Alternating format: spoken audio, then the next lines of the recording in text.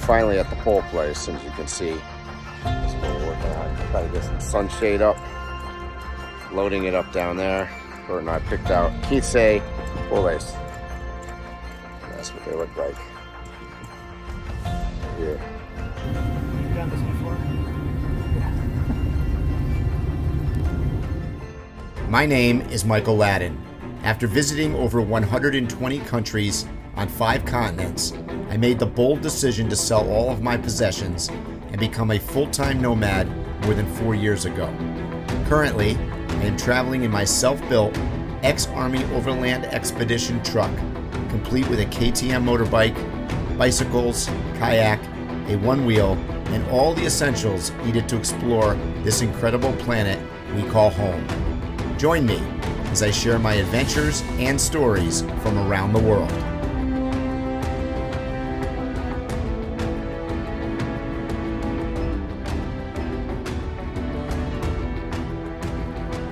We got our pole ends creosoted. Woo! What are we doing tomorrow, Bert? We're cutting and installing and doing concrete, and the poles will be in. Okay, good morning, guys, from the Nobody Knows Ranch here. We are doing something exciting. We're making concrete this morning.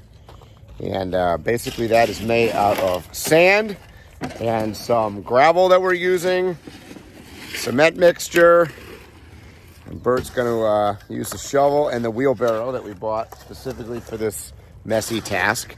And what we're doing is we're putting in these poles. So if I walk over here, I'll show you. We got one pole sort of in the ground here, and we got some rocks and some concrete, and we're getting going. So we've got a total of 15 of these to do.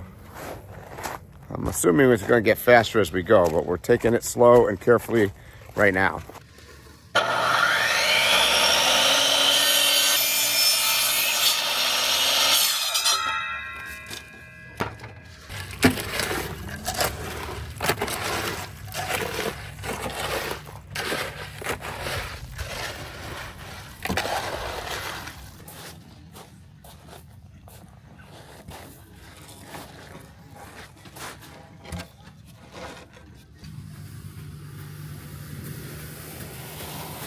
Here we go.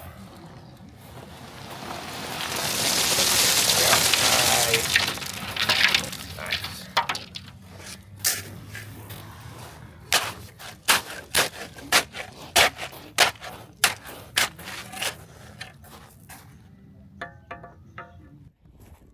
As you can tell, I'm tired.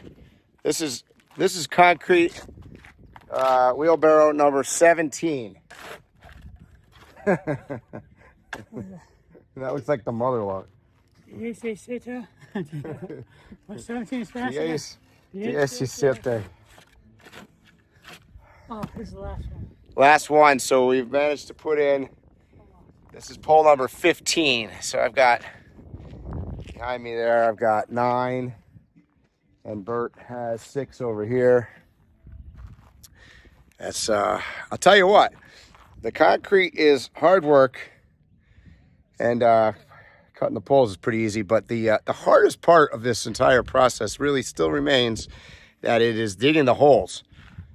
So we have determined on a 13, 14-foot pole that you got to go at least 2 feet down into the ground at least. And it takes a solid wheelbarrow full of concrete.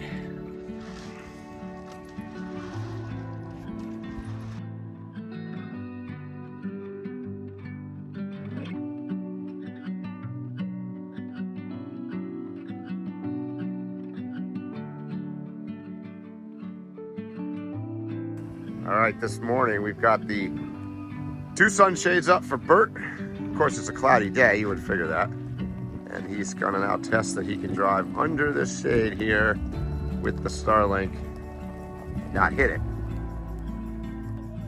Starlink's not even, it's behind it. Yeah, way behind it. You're not even close.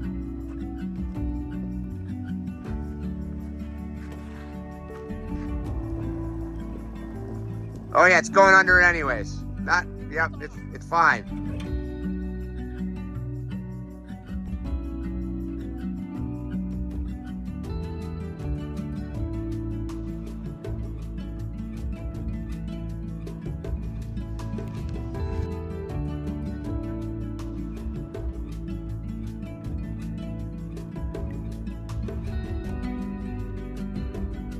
All right, loading up some plants in Bert's van here. We got, look at that. I mean, look how tropical it looks like inside here. We got bougainvilleas, we got palm trees, got multiple colors. Look at that. That's nice. Welcome to Bert's Nursery Thumb. Try to make the property pretty. All in the last 3 weeks since we closed on the property, we have put in what they call a biodigester septic system. So for those of you that are not familiar, it is kind of like a gigantic composting toilet that you would find in an overland rig, but buried in the ground. We have put in a 10,000 liter water tank at the top of the property, which is actually gravity fed to all of our sites. And that's about, I don't know if you do the translation, that's about 3,500 gallons of water. We have gravelled, we've put down pea stone in our yards to cut down on the dust. I've actually got some plants going in here, sort of trying to make it feel like home a little bit. I just got some poles put in the ground for sunshades, because the two things you got to deal with down here in Mexico seems to be dust and sun, because we've got a lot of that. We're right here on literally within I don't know, about a mile of the Tropic of Cancer line. So on June 21st, the sun will be directly overhead. So I'll pan the camera around here. You can see behind me, this is sort of my camp. We've kind of subdivided the property amongst the three of us. So we each kind of have a camp spot, if you will. And I'll come down the stairs and you can see behind me here is my truck. And if I pan the camera around back there, the turtle has his own new little habitat. As you can see, that's the container right next to me down here. It is a 40-foot high cap container that I bought. They shipped it down here from Tijuana, actually, and I'm going to be building that out with a bedroom, a storage area, and an open space, probably for some kind of like a living area, but open to the outdoors, because as you might imagine, the weather down here pretty much all year round is beautiful, and we actually haven't had rain here in 2.5 years, so it doesn't happen that often, only during potentially August, September hurricane season. If I walk up this way, Bert, my buddy, also I guess my neighbor now, you can see we've gravelled the driveway. There's Bert. He's working on his sunshades. He also has a 40-foot container that he's going to be doing a conversion on. And then on the other side of me down here is my buddy Kevin from high school. And they've been living in a Mercedes Sprinter van, you can see there. And he bought a big fifth wheel RV for his camp spot. So instead of building out a container, his is sort of done already. I want to give a huge shout out to my Patreon supporters. And did you know you can join for as low as $5 a month for exclusive behind the scenes Drive the Globe content? Thanks for joining me today. I really hope that you liked this video. And if you did, give a big thumbs up. Please subscribe down below, and I'll see you in the next video.